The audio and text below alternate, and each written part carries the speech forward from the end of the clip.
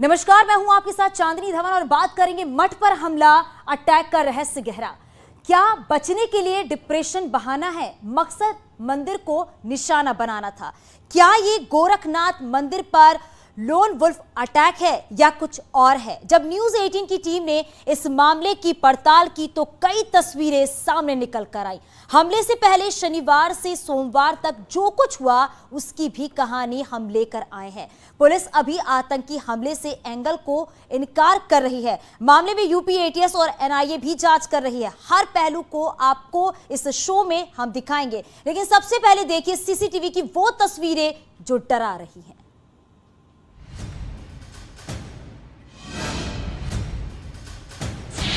14 second तक हमला, 45 second की दहशत। एक पुलिस वाले को पकड़ कर 1 बार, 2 बार, 3 बार, 4 बार, 5 बार।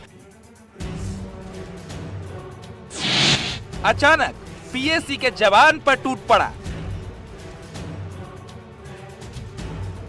यहाँ पे ये जो स्थान है, ठीक इसी स्थान पे पीएससी के जवान यहाँ पे यहीं पे बैठे हुए थे। उस वक्त शाम के 7:32 हो रहे थे। मंदिर के अंदर लोगों का आना जाना लगा था।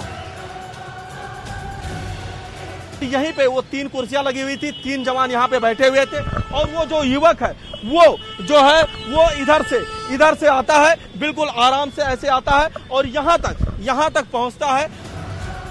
वो इतनी तेजी से आया, कोई समझ नहीं पाया। आते ही कुर्सी पर बैठे पीएसी के जवान पर धारदार हथियार से वार कर दिया और यहाँ पहुंचने के बाद एकाएक यहाँ से दौड़ लगाता है और दौड़ लगा के पीएससी के एक जवान पे यहाँ पे हमला कर देता है। और वो अब जान बचाने के लिए जब तक संभलता तब तक पीएससी का जवान यहाँ पे आके गिर जाता है। सीसीटीवी की तस्वीरें बता रही हैं कि कितने खौफनाक तरीके से हमला किया गया। हमला करते ही पीएससी का जवान जमीन पर गिर गया और अपने बचाव की कोशिश करता रहा। यहाँ पे जब वो गिरता है तो उसके ऊपर ताबड़तोड़ कई हमले करता है और ये पूरा घटनाक्रम सिर्फ 10 से 12 सेकंड में होता है। 14वें सेकंड के अंदर जो आरोपी युवक होता है वो इसी गेट के रास्ते अंदर चला जाता है। जब मंदिर के गेट के अंदर दाखिल हुआ तो अफरा तफरी मच गई। कुछ लोग उसे पकड़ने के लिए पीछे पीछे दौड़े तो कुछ सिपाही जख्मी जवान की मदद के लिए उसके पास पहुंचे। गेट के अंदर दाखिल होते ही सीसीटीवी कैमरे की जद से ओझल हो गया, लेकिन वहां पर मौजूद लोगों ने अपने मोबाइल में उस दहशत को कैद कर लिया जो सीसीटीवी में कैद नहीं हो पाई थी। यहाँ पे ये जो स्थान है, ठीक इसी स्थान पे पीएससी के जवान यहाँ पे यहीं पे बैठे हुए थे। जो भी उसे पकड़ने जा रहा था उस पर धारदार हथियार लेकर टूट पड़ता था, डराता था। पुलिस वाले ईंट पत्थर से उसे कंट्रोल करने की कोशिश में थे, लेकिन वो किसी के कंट्रोल में नहीं आ रहा था। वो युवक पूरी तरीके से इस मूड में था कि वो हमला करने के लिए ही आया था। इसमें उसकी मंशा में कोई शक नहीं, क्योंकि पूरी घटनाक्रम जो है कुछ 30 से 35 सेकंड में हुआ। हमला और मंदिर में एंट्री का समय कुल 12 से 14 सेकंड का लगा है। 7:32 38 सेकंड पे ये पूरी कार्रवाई हमला शुरू होता है और उसके बाद 7:33 15 सेकंड पे ये पूरी तरीके से खत्म हो जाता है। गेट के बाहर पीएसी जवान पर हमले से लेकर अंदर तक 35 सेकेंड तक गोरखनाथ मंदिर परिसर में एक अजीब तरह का माहौल बन गया था। यानी कुल 40-45 सेकंड के अंदर यह पूरी घटना को अंजाम दे देता है वो युवक, सनकी युवक। अब उसको सनकी कहें या कुछ और कहें, ये तो जांच के बाद ही पता चले पाएगा कि वो क्या था। लेकिन जहां तक मंशा की बात है तो उसकी मंशा फुटेज के आधार पर, सीसीटीवी फुटेज के आधार पर साफ है कि उसकी मंशा हमला करने की ही थी।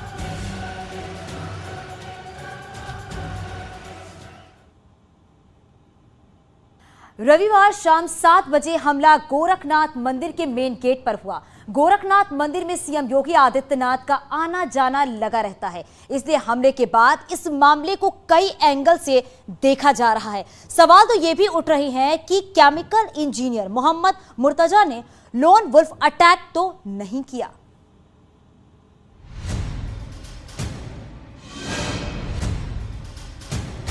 गोरक्षनाथ मंदिर के बाहर हमला, ये तस्वीरें डराने वाली हैं।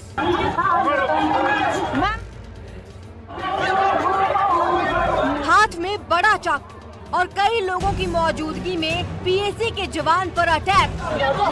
इस पूरे प्रकरण में हम किसी भी पहलू को रूल आउट नहीं कर सकते हैं। चेहरे पर कोई खौफ नहीं था, बार बार धारदार हथियार को लहरा रहा था। लोग उसे पकड़ने की कोशिश कर रहे थे, ईंट पत्थर फेंक कर उसे डराने का प्रयास कर रहे थे, लेकिन वो बेखौफ पुलिस वालों को मारता रहा। उस तस्वीर ने फ्रांस में हुए आतंकी हमले की याद दिला दी। इसी तरह अक्टूबर 2020 में फ्रांस में हमला हुआ था। एक चर्च के बाहर चाकू मारकर 3 लोगों की हत्या कर दी गई। जिस तरह ISIS सिर कलम करता है, वैसे ही चर्च के बाहर 3 लोगों को मार दिया।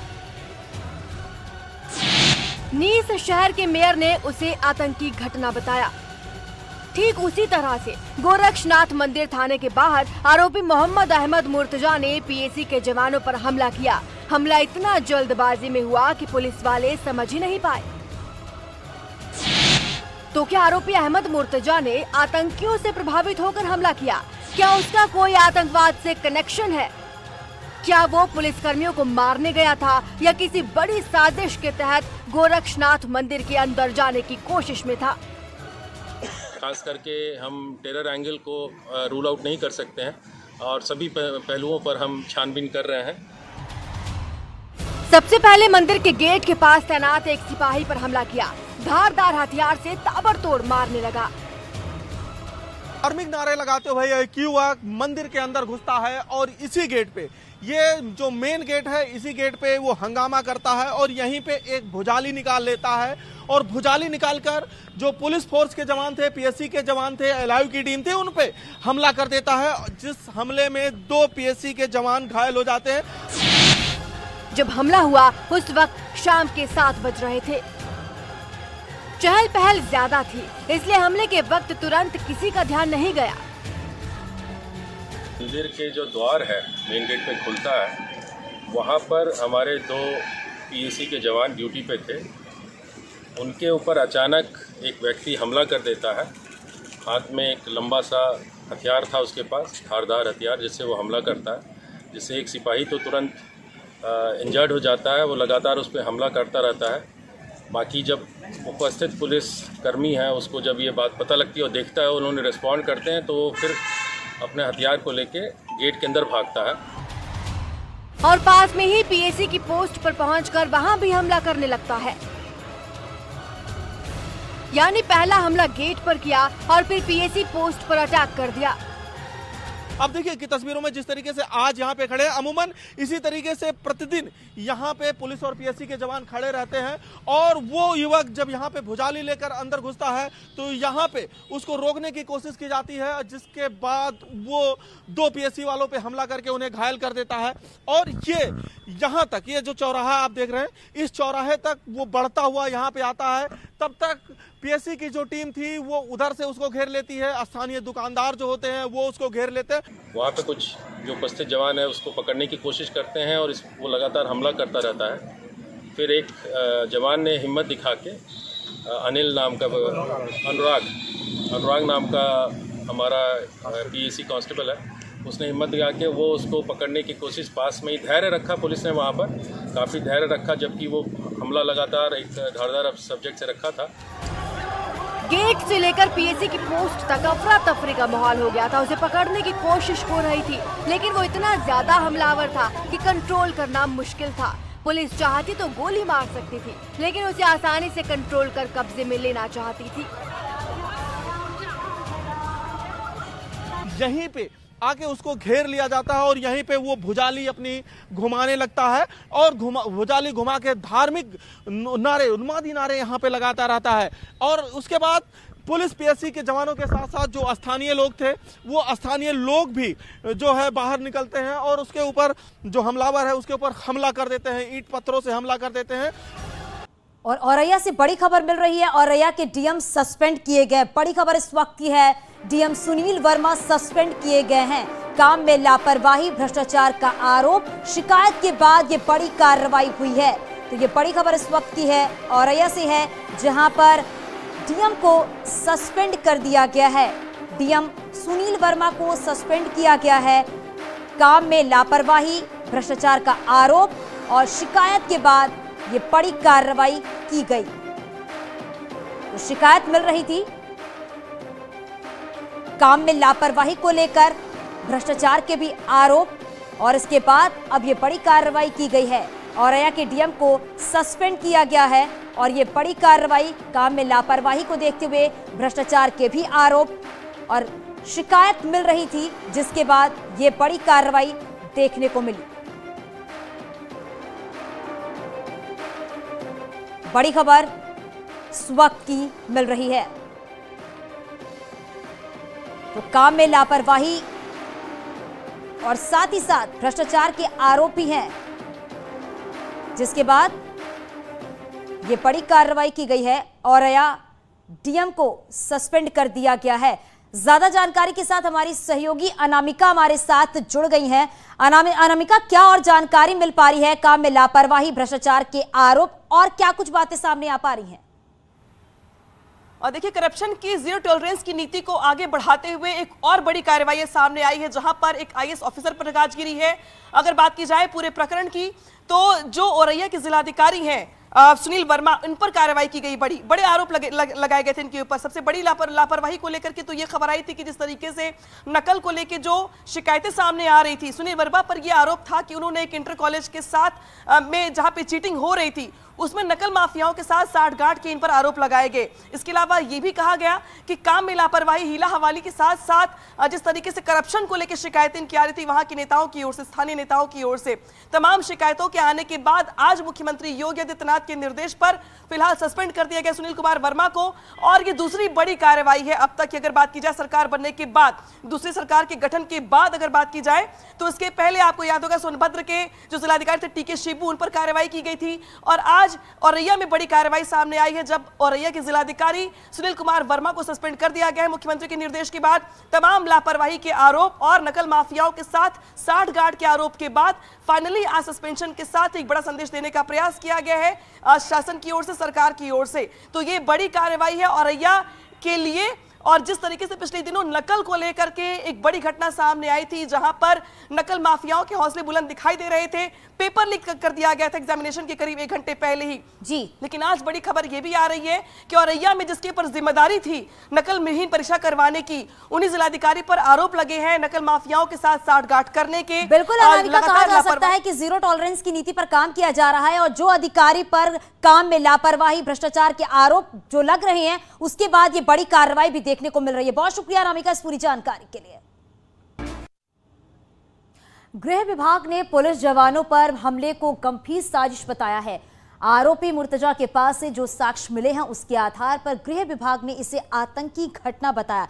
ये बातें ऐसे ही नहीं कही जा रही है। मुर्तजा ने अपने बयान में नेपाल जाने की बात कही, पुलिस से डरकर छिप गया था। पिता कहते हैं कि वो डिप्रेशन में था, लेकिन मुर्तजा की हरकतें शक पैदा करती हैं।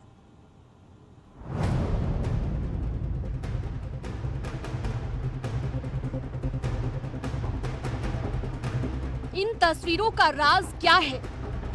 इन फोटो के सामने आने के बाद शक और गहरा हो गया है। इन तस्वीरों के बारे में आपको बताएं, उससे पहले कुछ और तस्वीरें देखिए। अस्पताल में भर्ती ये वो जवान हैं जिन पर मुर्तजा ने हमला किया था। गोरखपुर पहुंचे एसपी एटीएस ने पहले अधिकारियों से पूरे घटनाक्रम की जानकारी ली और फिर हमले में घायल पीएसी के जवानों से मिले। दोनों जवान खतरे से बाहर हैं। हमारे जवानों ने बहुत ही बहादुरी का परिचय देते हुए इस घटने को, बड़ी घटना को होने से रोका तथा एक ऐसे व्यक्ति को जो कि धार्मिक उन्माद में नारे लगा रहा था और एक शस्त्र के साथ लोगों पर अटैक कर रहा था, यहाँ तक कि पुलिस के जवान के ऊपर भी अटैक किया। 2 हमारे जवान उसमें घायल भी हुए हैं, उस पर अटैक किया, इसको काबू में लाया गया। मुर्तजा के पिता का कहना है कि उनका बेटा डिप्रेशन में था। नौकरी और पत्नी छूटने के बाद उसकी मानसिक हालत ठीक नहीं है। कई जगह नौकरी मिली, कुछ दिनों तक काम करता था और फिर छोड़ देता था, लेकिन ये सिलसिला लंबा नहीं चला और ये गोरखपुर लौट आया। पिता की माने तो शनिवार से स्थितियां बदल गई। कुछ लोग उनके घर आए थे।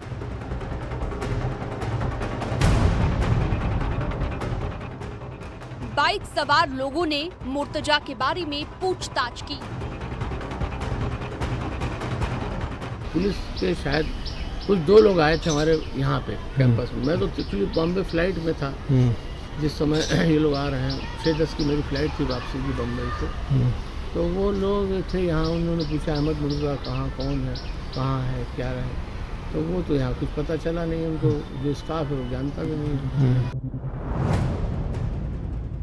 मुर्तजा के पिता ने बताया कि बाद में पता चला कि बाइक से आए लोग एटीएस से जुड़े हैं, लेकिन क्यों आए इस बारे में कोई नहीं जानता। तो मुझे एक आध स्टाफ जो है वो शायद जानता हो, बट जिससे से पूछा वो उसको इनकार कर दिया, उनको मालूम नहीं। तो बोले कि चलिए डॉक्टर साहब के पास ले चलते हैं, चलिए। तो बड़ी मुश्किल से वो लोग गए वहाँ। मोटरसाइकिल उन्होंने खड़ी की थी, कुछ नंबर ऐसा था जिससे बाद में लोगों को पता चला कि एटीएस के लोग हैं।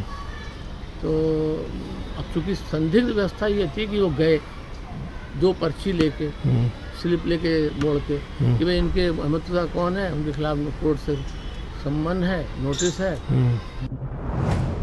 मुर्तजा के पिता मुनीर अहमद ने बताया कि बाइक से आने वाले लोगों ने खुद को बैंक कर्मी बताया और लोन बकाया होने की बात कही और अपनी बात को सही साबित करने के लिए कुछ कागजात भी दिखा रहे थे।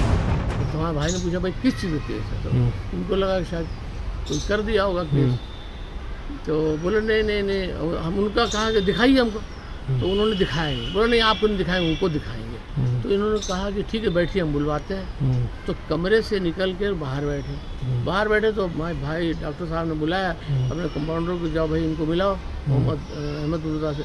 तो बाहर निकल के तेजी चल के अपनी मोटरसाइकिल से दोनों लोग चले गए और वो बेचारा ताकता रह गया। तो उसने आगे बताया जा रहा है कि उसी वक्त से मुर्तजा गायब हो गया था। शनिवार के बाद जब वो सामने आया तो उसकी तस्वीर सीसीटीवी में कैद हो गई। उसने पीएसी के जवानों पर हमला कर दिया, 2 जवानों को जख्मी कर दिया और जब पकड़ा गया तो उसने वही बात दोहराई जो उसके पिता कह रहे हैं। परसों से बताते हैं, परसों मेरे बड़े पापा थे। अब उन्होंने कहा देखो भाई ये थोड़ा सीरियस लग रहा है, सीसीटीवी भी देखा, सबको लग रहा है कि पुलिस वाले हैं और ये सम्मान का ऐसे कह रहे हैं और सीरियस लग रहा है। तो देख लो भाई क्या है, कहीं यहाँ कहीं जाओगे। तो हमें लगा कि हाँ हो सकता है शायद 3 बजे आके हम पुलिस गए, फिर हम डर गए, वहाँ गए। पुलिस ने जब पूछा कि किस बात के लिए डर गए थे तो मुर्तजा ने बताया कि उसे कुछ समझ नहीं आ रहा था। हम सोचे कि फॉर इमीडिएट पर्पस ये है कि किसी और के घर जाओ और फिर फोन भी ट्रेसेबल ना हो। तमाम थाने है, चौकी है, वहाँ जाने के। कल वहाँ क्यों गए थे मंदिर में?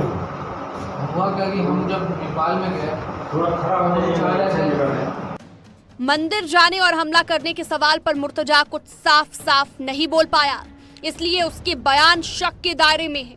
इसी शक को दूर करने के लिए अब एनआईए और यूपी एटीएस मामले की जांच कर रही है। आगे भी इस तरह की घटना न हो, इसके लिए हम लोग इसका कोई बड़ा षड्यंत्र तो नहीं है। इसके लिए हम लोगों ने इस केस को एटीएस को ट्रांसफ़र किया है, जो हमारी टीम वहाँ पहुँच चुकी है और वो लगातार इस चीज़ों का परीक्षण कर रही है कि जो सामान उस व्यक्ति के पास से मिले हैं उनका गहन परीक्षण करने के बाद से हम लोग इसमें आगे की कार्रवाई करेंगे। और यहाँ छोटे से ब्रेक के लिए आगे भी खबरें जारी हैं।